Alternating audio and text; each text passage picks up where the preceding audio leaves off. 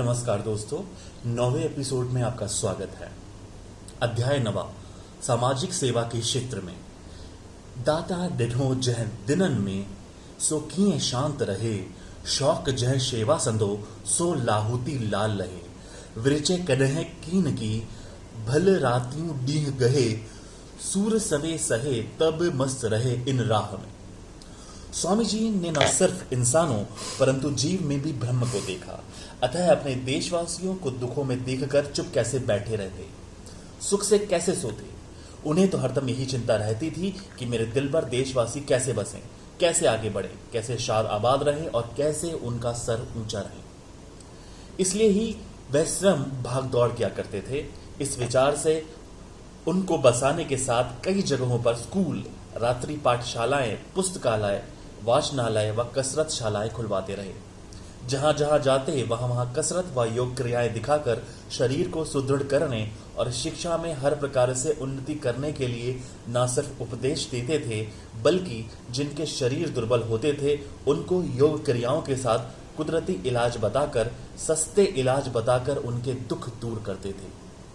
उनके वचनों में सिद्धि होती थी और जो बीमार उनके दर पर सवाली बनकर आते थे वे ठीक होकर चले जाते थे। लाइलाज समझे जाने वाले रोगी भी उनकी कृपा दृष्टि से निरोगी काया प्राप्त करते रहे। उनके पास दवा भी थी तो दुआ भी थी। भूले भटके नौजवान अपनी जवानी बर्बाद कर उनके पास आते थे और ठीक होकर जाते थे। उन्हें न सिर्फ यौगिक व कुदरती क्रियाएं सिखाते थे, बल्कि सदाचार पैदा करने वाले सुंदर पुस्तक भी उनको देते थे। ऐसे कई पुस्तक हमेशा उनके साथ होते थे। उन्हें सिर्फ एक बार सलाह देकर नहीं भेजते थे, परंतु उनके जीवन, रहन सहन, चरित्र आदि पर नजर रखते थे और वे उनके सच्चे रहनुमा बनते थे। इस प्रकार हजारों नौजवानों के चरित्र ठीक किए और कितने तो पूरी उम्र उनके शिष्य बन गए। स्वामी जी ने देखा कि हम सिंध में अपने घर, धन दौलत, खेती बाड़ी आदि इस विचार से लुटवा कर या त्याग कर भारत आए हैं। हमारा धर्म, हमारी इज्जत कैसे बची रहे। मगर यहाँ तो मनुष्य धर्म, इज्जत सब कुछ भुला बैठे। औरतों में फैशन, बेशर्मी व ऐशो आराम बढ़ता जा रहा है। न सिर्फ इतना, बल्कि औरतें सिंध से भी ज्यादा सोना पहनकर अपने को अधिक धनवान कहलाने में गर्व महसूस करती हैं। इस बात ने स्वामी जी के दिल को चोट पहुंचाई। वे जहां गए वहां इसके खिलाफ आवाज उठाते रहे। इसके साथ स्वामी जी ने देखा कि सिंधियों में सामाजिक कुरीतियां बढ़ती जा रही हैं। शादी पार्टी में फालतू खर्चे एवं दिखावा हो रहा है। शराब, मांस व अन्य आडंबर बढ़ते जा रहे हैं तथा दहेज का लेन देन खुलेआम हो रहा है। अजमेर में वे मास्टर परसराम मोनी के स्थान पर रुके हुए थे। दहेज का लेन देन बढ़ने के कारण बुरे नतीजे सामने आ रहे थे। गरीब परिवारों की कन्याएं उम्र में बढ़ती जा रही थी क्योंकि उनके माता पिता को इतना पैसा देने की शक्ति नहीं थी। इसका नतीजा यह हो रहा था कि कई कन्याओं का विवाह अपने से काफी बड़े लड़कों या विधुरों से हो रहा था, अथवा कई कन्याओं का विवाह अन्य जातियों में भी हो रहा था। ये सब बातें देखकर स्वामी जी का निर्मल हृदय दर्द से भर गया। वहां सत्संग सभा में उन्होंने घोषणा की कि आज से लेकर जब तक शरीर में प्राण है तब तक इस नागिन दहेज के खिलाफ संघर्ष जारी रखूंगा। यह मेरे लिए अश्वमेघ यज्ञ होगा। मैं यह नहीं कहता हूं कि बेटियों को शादियों में कुछ मत दो। परिवार की संपत्ति में बेटी का भी हिस्सा है, परंतु अपनी शक्ति अनुसार, बिना मोल तोल किए, बिना बताए, अपनी श्रद्धा से देना चाहिए। दिखावा नहीं करना चाहिए। लड़की वालों से दहेज मांगकर अपने बेटे का विवाह करने का अर्थ है लड़के को बेचना। फिर तो उस दिन से दहेज के खिलाफ हलचल शुरू कर दी। उस बार अजमेर में लगभग 20-25 दिन रहे और सुबह के सत्संग के अलावा हर रोज अलग अलग मोहल्लों और इलाकों में यह आंदोलन चलाया कि बेटी को जो कुछ दो वह बंद पेटी में। रिश्तेदारों को, माताओं और बहनों को कहते थे, सहज मिले सो दूध बराबर, मांग लियो सो पानी, खींच लिया सो खून बराबर, गोरख की है बानी। लड़की के रिश्तेदारों का खून मत चूसो। आज हमा तो कल तमा। अतः आज जो तुम दूसरों के साथ करते हो वह कल तुम्हारे साथ भी हो सकता है। किसी पिता को अगर 6-7 कन्याएं हों और प्रत्येक को 10-10 हजार देवें तो लाए कहां से। इसलिए दहेज लेना देना पाप समझो। इसके लिए स्वामी जी ने बेनती पत्र छपवाकर लोगों में बांटे कि दहेज से दूर रहो और जिन शादियों में दहेज की लेन देन का सौदा हो उन शादियों में मत जाओ। नौजवानों से अपील की कि अगर आपके रिश्तेदार दहेज के लिए सौदा करें, आपको बेचना चाहे, तो अपने स्वाभिमान की रक्षा खातिर ऐसी शादी करने से इनकार कर दो। कन्याओं से भी कहा कि अपना स्वाभिमान न बेचो और दहेज लेने वाले नौजवानों से शादी करने से इनकार कर दो। यह आंदोलन चलाने पर बहुत कुछ अखबारों ने लिखना शुरू कर दिया कि जहां बड़े बड़े समाज सुधारक दहेज के खिलाफ काम करते रहे पर हुआ कुछ नहीं, वैसे आप भी बिना वजह अपना समय बर्बाद कर रहे हो, होगा कुछ भी नहीं। यह ऐसा होगा मानो पहाड़ से अपना सर टकराना है, जिस कारण पहाड़ को तो कुछ नहीं हुआ पर आपको बहुत कुछ हो सकता है। यह सुनकर स्वामी जी हंसते थे, कहते थे कि हिंदुस्तान में अंग्रेजों की हुकूमत थी। वे अंग्रेज जिनकी सल्तनत का सूर्य अस्त ही नहीं होता था, तब भी लोग कहते थे कि अंग्रेज पहाड़ के समान हैं जिनसे टकराने पर अपना ही सर फूटेगा, परंतु अंग्रेजों की हुकूमत कायम रहेगी। लोगों ने देखा कि स्वराज की हलचल चलती रही, एक गए दूसरे आए और अंत में अंग्रेजों को भारत से जाना ही पड़ा। अतः लीलाशाह पीछे हटने वाले नहीं थे। लीलाशाह नहीं होगा तो अन्य हलचल चलाएंगे और अंत में इस समाज से दहेज का नाश होगा। स्वामी जी भारत के नगर नगर में पहुंचकर दहेज के खिलाफ आंदोलन चलाते रहे। सत्संगों में, स्कूलों में, औरतों की मीटिंग में और पंचायतों की मीटिंग में दहेज के खिलाफ काफी कुछ कहते थे। अब स्वामी जी ने इस कुरीति को समाप्त करने के लिए किसी संगठन की निर्माण करने की आवश्यकता महसूस की और बॉम्बे वालों ने इसके लिए बागडोर संभाली। निस्वार्थी नौजवान श्री खूबचंद भाग्या इस कार्य में जुट गए और बंबई में अखिल भारत सिंधी समाज सेवा सम्मेलन की स्थापना की गई, जिसके द्वारा लगातार कार्य होते रहे। कुछ समय पश्चात बंबई में पूरे भारत के सामाजिक कार्य करने वालों की कॉन्फ्रेंस पहला अखिल भारत सिंधी समाज सेवा सम्मेलन के नाम से कामयाबी से पूर्ण हुआ और बंबई द्वारा यह हलचल भारत के शहर शहर गांव गांव में फैलने लगी। इसका असर यह हुआ कि कई स्थानों पर नौजवान और उनके रिश्तेदार सामने आए जिन्होंने बिना दहेज की शादी की। ऐसे कई मिसाल देखने को मिले। उसके बाद दूसरे वर्ष 13 मई 1957 ईस्वी को दूसरा अखिल भारत सिंधी समाज सेवा सम्मेलन अजमेर में बड़े पैमाने पर हुआ, जिस सम्मेलन में दूर दूर इलाकों से भी सिंधी भाई आकर शामिल हुए। सम्मेलन के प्रधान पद के लिए सिंधियों के महबूब डॉक्टर चोइथराम गिदवानी का चुनाव किया गया, मगर अचानक वे काफी बीमार हो गए। इस कारण उनके उत्तराधिकारी हेतु प्रोफेसर घनश्याम दास शिवदासानी सम्मेलन में आए थे, जिन्होंने सम्मेलन की अध्यक्षता की और डॉक्टर चोइथराम द्वारा भेजी गई अपील को पढ़ा, जिसमें लिखा हुआ था कि दहेज के साथ साथ दूसरी सामाजिक कुरीतियों को दूर करें, प्रत्येक शहर में संस्था की शाखाएं स्थापित करें और इस कार्य को करने के लिए काफी अच्छे सुझाव लिखे हुए थे। स्वामी जी ने यह कार्य डॉक्टर चोइथराम गिदवानी के साथ रहकर करने का निश्चय किया, परंतु यह एक सपना ही रह गया, क्योंकि अचानक डॉक्टर गिदवानी का स्वर्गवास हो गया। इतने पर भी स्वामी जी ने हिम्मत नहीं हारी, काम में लग गए और सिंधी पंचायतों के संगठन के कार्य में लगे रहे, जैसे उनके द्वारा दहेज पर काबू पाया जा सके। अलग अलग शहरों व गांवों में जहां पंचायतों में कम लोग थे और एक ही शहर में कई पंचायतें थी, उनको मिलाकर एक करते गए। कई जगह पंचायतों में सामाजिक सुधार के कार्य करवाते रहे। कई पंचायतों द्वारा विवाह आदि शुभ कार्यों में शराब, मांस आदि कुरीतियों को बंद करवाया गया। कई जगहों पर विवाह में बंद पेटी में दहेज देने के प्रस्ताव पास करवाए। कई जगह शादियों में कम खर्च करने और दिखावा न करने के प्रस्ताव पास कराए गए। स्वामी जी कहते थे कि सुधार करना हो तो शुरुआत अपने घर से करें, घर के बाद पड़ोस, समाज, शहर, इस प्रकार फिर देश और उसके बाद संपूर्ण मनुष्य जाति का सुधार करना चाहिए। इस विचार को आगे रखकर स्वामी जी ने पहले अपनी ब्रह्म क्षत्रिय समाज को ध्यान में रखा। देखा कि इस समाज में दहेज की लेन देन पहले तो नहीं थी, परंतु दूसरे समाजों की देखा देखी के कारण इस समाज में भी दहेज का लेन देन बढ़ने लग गया है। इतना ही नहीं, परंतु ब्रह्म क्षत्रिय समाज शिक्षा में भी काफी पिछड़ा हुआ था। उनमें कुरीतियां हैं, भेदभाव है, सगाई करके फिर रिश्ते तोड़ देते हैं और पंचायतों का कहना नहीं मानते हैं।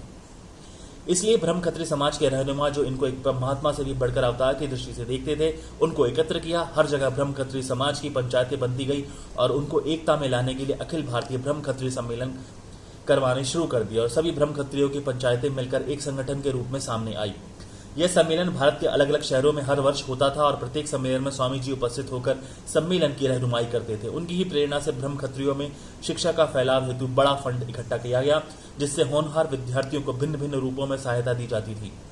विधवाओं और जरूरतमंदों को आर्थिक सहायता दी जाती थी। रिश्तों में जो टकराव होते थे और पंचायती नियमों पर जो अमल नहीं करते थे, उनको सही राह पर लाया जाता था। जिन ब्रह्म क्षत्रियों को सही ढंग से धंधा व्यापार नहीं था या जो बेरोजगार थे, उनको नौकरियां दिलवाने या व्यापार में लगाने के प्रयास किए गए। वे अपनी समाज के सदा रोशन सूर्य और रहनुमा होकर रहे। उनकी रहनुमाई में आखिरी सम्मेलन जुलाई 1973 में कानपुर में हुआ, जिसमें ब्रह्म क्षत्रियों को हिदायत देते रहे कि ज्योति हमेशा प्रज्वलित रखते आना। जिस प्रकार ब्रह्म क्षत्रियों में स्वामी जी को अवतार माना जाता था, उसी प्रकार लाड़ अर्थात दक्षिण सिंध, जिस हिस्से में स्वामी जी ने अपने प्रचार व उपदेशों द्वारा नाम कमाया था, वहां के लोग भी उन्हें अपना सदगुरु, अपना रहबर, अपने दिलों का दिलबर और कई तो उन्हें ईश्वर समझकर पूछते थे। उनकी पंचायतों में भी एकता कायम की और उनके भी हर वर्ष अखिल भारतीय लाड़ सम्मेलन करवाकर उनके द्वारा सुधार के कार्य करवाए गए। दहेज के नियम बनाए गए और उनका सख्ती से पालन किया जाने लगा। इसके बाद ऐसी भी आवाज आई कि सिंधियों की सभी जातियों की एक साथ पंचायतें बनाई जाएं, पर स्वामी जी इस बात को अमल में न ला सके। सिंधियों के घर की बिगड़ी परिस्थिति में भी स्वामी जी से कोई बात छुपी न थी। घरों में बढ़ती कलह, जैसे सास, बहू, देवरानी, जेठानी, ननद, भौजाई, पति पत्नी के झगड़े बढ़ते हुए देखे। घर नर्क समान बनते गए। स्वामी जी ने इसका बड़ा कारण सिनेमा को बताया। विज्ञान द्वारा सिनेमा तो मनोरंजन के लिए पेश की गई, परंतु आज जिस मुकाम पर वह पहुंची है और जो दृश्य, जो चित्र तथा उसके साथ जो गाने व नंगे नाच लोगों को सुनने और देखने के लिए पेश किए जाते हैं, उसने औरतों, लड़कियों, मर्दों व लड़कों के मन मलिन कर दिए हैं। न सिर्फ उनके दिलों पर बुरा प्रभाव पड़ता जा रहा है, मगर लोगों को चरित्रहीन भी बना गए हैं। नए नए फैशन एवं बेशर्मी सिखाती है सिनेमा, अत्याचार बढ़ाती है सिनेमा, कामवृत्ति बढ़ाती है सिनेमा, चोरी व मारधाड़ सिखाती है सिनेमा, जेब कतरी बनाना सिखाती है सिनेमा, प्यार करने की बातें सिखाती है सिनेमा, लव मैरिज करना सिखाती है सिनेमा। स्वामी जी ने देखा कि लोगों को धर्म कर्म से भ्रष्ट किया सिनेमा ने, ईश्वर से दूर किया सिनेमा ने, शास्त्रों के अभ्यासों से दूर किया सिनेमा ने। लोग अपने देव देवता, ऋषि मुनि, वीर विद्वानों को भूलते जा रहे हैं, अपनी वीर नारियों, सतियों की कथाएं भूलते जा रहे हैं। और उसके बदले क्या हो रहा है? लोगों की जुबान पर है हीरो हीरोइन के नाम, उनकी कहानियां, उनकी प्रशंसा कर रहे हैं, उनकी जीवन कहानियां, उनकी पिक्चर और बातें उनको प्यारी लगती है। घरों में देवी देवताओं के बदले उन चरित्रहीन हीरो हीरोइनों के अधरंगे, मन को मलिन करने वाले चित्र टांग देते हैं। आजकल वे एक एक्टर ही उनके देवता बन गए हैं और सिनेमाघर उनके लिए मंदिर व पूजा घर बन गए हैं, जहाँ पैसे की बर्बादी कर सर्दी गर्मी बारिश में टिकट लेने के लिए घंटों लाइन में खड़े रहते हैं, धक्के खाते हैं, कभी कभी पुलिस के डंडे भी खाते हैं। ये सब दुख सहन कर सिनेमाघर या अपने मनपसंद मंदिर में प्रवेश पाकर चारों तरफ से बंद अंधेरे सिनेमा हॉल में बिजली के माध्यम से चित्र देखते हैं और इस प्रकार अपनी तंदुरुस्ती से खिलवाड़ करते हैं। बंद सिनेमा हॉल में इतने लोग जो अपनी गंदी सांस निकालते हैं, उनसे कई बीमारियां पैदा होती है, क्योंकि उनमें से कई बीमार लोग कीटाणु वायु से मिलते हैं और फिर दूसरे लोगों द्वारा सांस लेने पर अंदर चले जाते हैं। धीरे धीरे बीमारी पैदा करते हैं। इसके अलावा अंधेरे में बिजली द्वारा जो चित्र देखते हैं, उससे उनकी आंखों की रोशनी कमजोर होती है। देश में बढ़ते अंधेरपन का एक बड़ा कारण सिनेमा भी है। यह सब कुछ महसूस करके स्वामी जी भी आचार्य विनोबा भावे, राजगोपाल आचार्य और दूसरे देश के रहनुमाओं की भांति सिनेमा के खिलाफ आवाज उठाते रहे, पर उसके साथ गीता प्रेस गोरखपुर की और सिनेमा के खिलाफ प्रकाशित हिंदी पुस्तकों का सिंधी में अनुवाद कर उन्हें छपवाकर हजारों लोगों में उन्होंने बांटा भी। स्वामी जी ने दहेज के बढ़ते चलन व कुरीतियों का एक कारण औरतों के फैशन व जेवर पहनने के शौक को माना। सभी लड़कों के माता पिता के पास इतना पैसा नहीं होता कि वे अपनी बहुओं के लिए काफी महंगे वस्त्र या सोना आदि खरीद कर सकें। इस कारण लड़के वाले लालच वश दहेज में ज्यादा पैसा मांगते हैं। इसलिए स्वामी जी ने माताओं को चेतावनी देते हुए कहा कि महंगे वस्त्र व गहने पहनने का शौक कम कर दो, यदि घर में सुख शांति चाहते हो तो। पतियों को परेशान नहीं करना चाहती हो, उनकी चिंताएं दूर करना चाहती हो, उनकी रिश्वतखोरी व चोर बाजारी से दूर रखना चाहती हो, तो सादगीपूर्ण रहो और सदाचार का व्यवहार करो, खर्च कम करो। स्वामी जी ने देखा कि सिंधी समाज में उल्टी गंगा बह रही है, वह तीव्र गति का बाढ़ का रूप ले रही है और यदि उसे न रोका गया, उस पर कंट्रोल नहीं किया गया, तो सिंधी समाज का नाम ही नहीं रहेगा। स्वामी जी ने अनुभव किया कि सिंधी तब कहलाते हैं जब वे सिंधी बोलते हैं। गुजराती भाषा बोलने के कारण गुजराती है। मरहटों की पहचान उनकी भाषा के कारण है। इस प्रकार पंजाबी, बंगाली आदि समाज अपनी अपनी हस्ती, अपनी अपनी भाषा कायम रखती आ रही है। अगर वे अपनी भाषाओं का त्याग कर दे तो उनकी अपनी कोई अलग हस्ती नहीं रहेगी। पर इस प्रकार सिंधी समाज का वजूद तब तक रहेगा जब तक वे सिंधी भाषी होकर रहेंगे। मगर स्वामी जी ने देखा कि सिंधी अपनी मातृभाषा को भूलते जा रहे हैं। जहाँ जहाँ गए वहाँ ही भाषा सीखे और वे भाषा अपनाते जा रहे हैं। और ये ठीक करते हैं कि वहाँ के लोगों से व्यवहार रखने के लिए बात जरूरी है। इस बात में हमारे सिंधी हमेशा अग्रणी रहे हैं, परंतु अपनी भाषा को भूलते जाना और उससे नफरत करना यह किस प्रकार उचित है? बच्चे जाति और समाज के भविष्य है। उनको अगर बचपन से ही अपनी मातृभाषा सिंधी ना सिखाकर दूसरी भाषा जहाँ रहते हैं वहाँ की भाषा या अंग्रेजी भाषा सिखाई जाएगी, दूसरी भाषा में उनको बोलना सिखाया जाएगा और उस बात में गर्व महसूस किया जाएगा कि हमारे बच्चे सिंधी बोलना जानते ही नहीं। माता पिता आदि को अम्मा बाबा कहने के बदले दूसरी भाषा में मम्मी डैडी आदि बोलने में खुशी का अनुभव करेंगे तो सिंधी समाज का वजूद ही नहीं रहेगा। जो सिंधी बोल ही नहीं सकते वे कैसे सिंधी समझेंगे, कैसे सिंधी माने जाएंगे? फिर अगर माता पिता अपने बच्चों को शुरू से ही सिंधी पढ़ाने लिखाने के बदले भेजेंगे ही अंग्रेजी माध्यम वाले स्कूलों में, कॉन्वेंट स्कूल में, तो क्या उनमें सिंधियों जैसे संस्कार आएंगे या धर्म के प्रति प्रेम रहेगा? उनमें तो क्रिश्चियन धर्म के लिए प्रेम और झुकाव रहेगा। यह सब देखकर स्वामी जी ने यह जोरदार हलचल चलाई कि सिंधी बोलो, सिंधी पढ़ो और सिंधी लिखो। याद रखो कि सिंधी कोई बुरी भाषा नहीं है। सिंधी तो संस्कृत की पौत्री है, पर पौत्री है। यह भाषा भारत की अन्य भाषाओं के मुकाबले संस्कृत के काफी निकट है तथा संस्कृत की कई खूबियां इसमें अभी मौजूद है। सिंधी भाषा एक सुंदर खुशबूदार फूलों का गुलदस्ता है जिसमें साहित्य का अमूल्य खजाना मौजूद है। उस भाषा को मत छोड़ो, उसे हर प्रकार से आगे बढ़ाओ। इस प्रकार स्वामी जी ने सिंधी समाज के हर पहलू की ओर ध्यान दिया। ऐसा कोई विषय नहीं था जिस और स्वामी जी ने हलचल ना चलाई हो।